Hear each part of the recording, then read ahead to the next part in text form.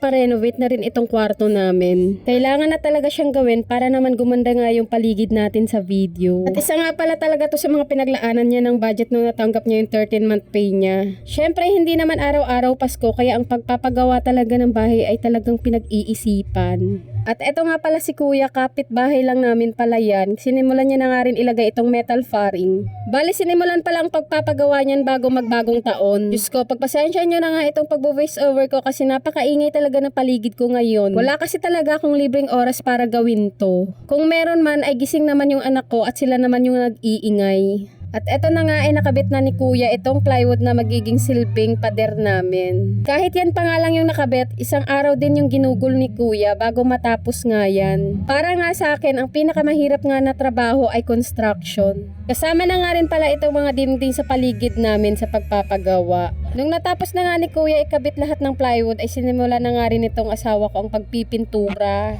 Para naman makatipid nga kami kasi kung kaya niya naman daw gawin ay siya nang gagawa. Ako nga pala talaga yung pumili ng kulay ng pintura dyan kung anong ilalagay. At puti talaga yung gusto kong ilagay para naman kahit papano ay malinis tignan. Grabe, inabot nga ng 5 araw bago matapos itong pagpapagawa namin. Tinulungan ko na nga rin itong asawa ko sa pagpipintura kahit naman papano ay mabawasan nga itong gawain niya.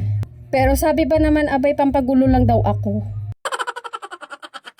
Abay, nung natapos nga siya sa pagpipintura niya ay siningil ba naman ako kung magkano daw ang ibabayad ko sa kanya.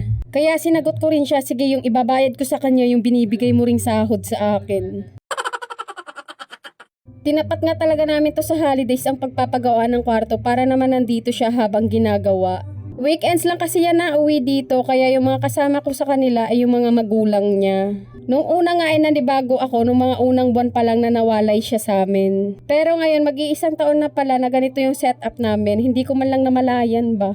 Buti naman habang nagpipintura kami ng mga oras na yan ay hindi nagkukulit itong mga anak namin. Nakatingin lang sila sa papa nila habang nagpipintura. Kaya mabilis matapos yung gawain kasi walang makulit na sumasabay.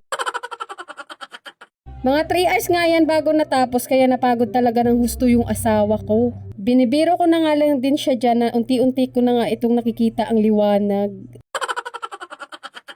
Sa ngayon pa lang kasi ay nakatira kami dito sa mga magulang niya. Pero dati ay nasubukan na rin namin bumukod nung isa pa nga lang yung anak namin. Pero nung naging 2 na ay bumalik nga kami dito sa magulang niya kasi lagi nga siyang wala dahil sa trabaho niya. Siguro darating din yung time na magbubukod kami pero hindi ngayon but sooner or later. Diyos ko, parang ako nga yung napagod kahit ang konti lang naman ang ginawa ko. Nung natapos na nga pinturahan yung labas ng kwarto namin, ay agad naman sinunod nitong asawa ko yung sa loob ng kwarto namin. Nakikita ko na nga yung kinalalabasan pero ang dami pa palang dapat gawin at tapusin.